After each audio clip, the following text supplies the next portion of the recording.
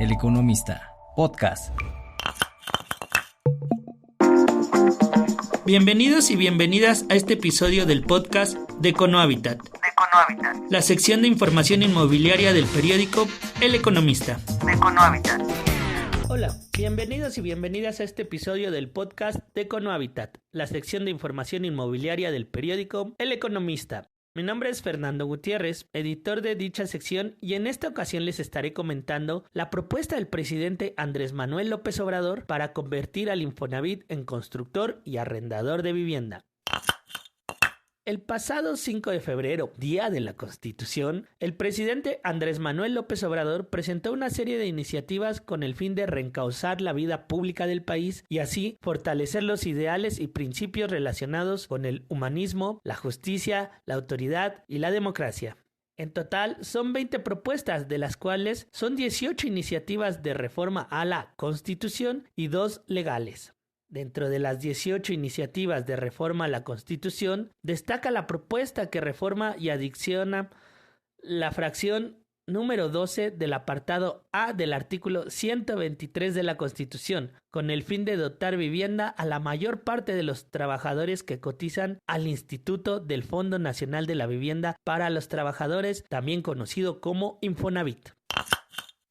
¿Pero qué es lo que se propone? Bueno, de acuerdo con el documento de la iniciativa de reforma al citado artículo constitucional, actualmente existe un reclamo de la clase trabajadora para que exista mayor disponibilidad de vivienda asequible, por lo que se requiere que los recursos de la hipotecaria del Estado se inviertan para dicho fin y atender a la clase trabajadora que no cuenta con un hogar propio. Al respecto, el presidente propone básicamente 3 cuestiones. Número 1. Que el Infonavit pueda construir vivienda para que los trabajadores puedan adquirirla en un esquema de renta social o propiedad. Cuando se trate de esquemas de arrendamiento, la mensualidad que se le cobre a la persona trabajadora no podrá exceder 30% de su salario. Se puede leer en el documento. Número 2. Que cualquier trabajador con un año de cotización pueda acceder a la vivienda en renta propiedad del Infonavit y que obtenga el derecho de adquirirla si mantiene el pago de su renta por 10 años. Número 3. Que en cualquier caso se dé acceso preferente a los esquemas de vivienda del Infonavit a las personas trabajadoras con mayor antigüedad en la cotización y que no cuenten con una vivienda propia. Asimismo, todos estos esquemas se deberán hacer con total transparencia, sin criterios discrecionales ni a favor de algún interés ajeno al del propio trabajador. Bueno, pues si bien esta iniciativa deberá analizarse, discutirse y en su caso aprobarse o rechazarse por el Congreso de la Unión, empezando por la Cámara de Diputados, es importante mencionar que si es aprobada, cambiaría totalmente la misión que el Infonavit tiene actualmente. ¿Cuál es esa misión que el Infonavit tiene hoy en día? Al conformarse con las aportaciones patronales que se realizan del salario de los trabajadores, el Infonavit tiene la misión de ser la institución que brinda soluciones financieras para que las y los trabajadores derechohabientes al organismo accedan a una vivienda adecuada. Actualmente, su portafolio de soluciones financieras se compone de la compra de vivienda nueva o existente, la compra del terreno, préstamos para la autoconstrucción y financiamiento para el mejoramiento, la remodelación o ampliación de pagos de créditos hipotecarios de otras instituciones financieras como pueden ser los bancos. Es importante recordar que desde su existencia en 1972 a la fecha, el organismo ha colocado más de 12 millones de créditos y para este año prevé la colocación de cerca de 460,000 préstamos que significarían una derrama cercana a los 220,000 millones de pesos. Una cantidad realmente importante, ¿no cree?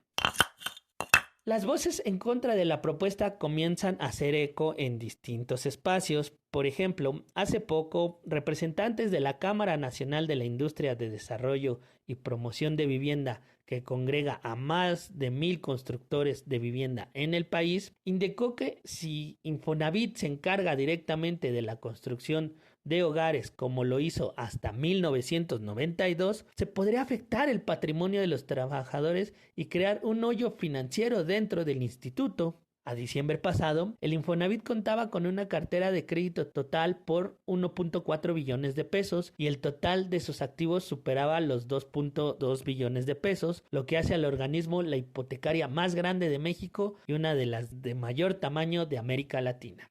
El problema es que la propuesta se da en un entorno donde, si bien la solvencia del organismo es sólida, sí atraviesa por un problema importante de cartera vencida.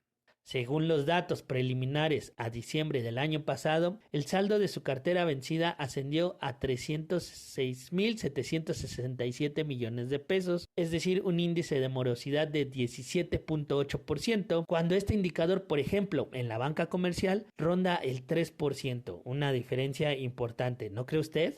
Al respecto, el director general del Infonavit, Carlos Martínez Velázquez, indicó que en caso de aprobarse la iniciativa presidencial, el Infonavit ampliaría la oferta de vivienda disponible para los trabajadores y además ofrecería más opciones y flexibilidad a la hora de elegir un hogar. Asimismo, el funcionario destacó que la propuesta de convertir al Infonavit en arrendador de vivienda brindaría estabilidad y seguridad a los trabajadores en materia de vivienda.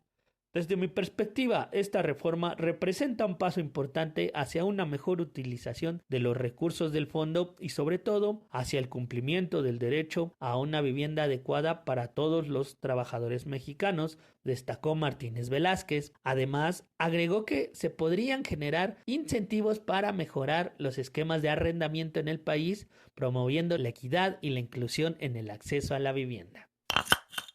En caso de aprobarse la iniciativa, sería el tercer movimiento normativo dentro de esta administración que tendría impacto en la operatividad de la hipotecaria del Estado, luego de que en el 2020 se reformó su marco para otorgar créditos directos y abrir su mandato para la adquisición de terrenos, como ya lo mencionamos.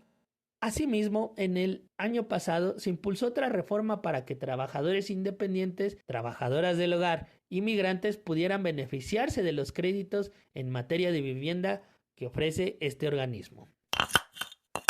Amigos, se viene una discusión muy interesante respecto al tema y es una oportunidad para poner en la discusión pública el tema de la vivienda en México, un país donde existen más de 8 millones de personas en condiciones de rezago habitacional, es decir, que sus hogares no reúnen las condiciones mínimas para vivir decorosamente dentro de un espacio. Nos gustaría conocer su opinión al respecto, por lo que los invitamos a escribir a econohabitat@eleconomista.mx.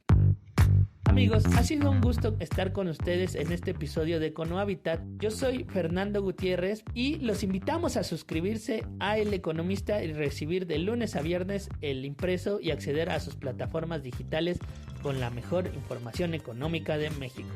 Me despido, hasta la próxima. El Economista, podcast.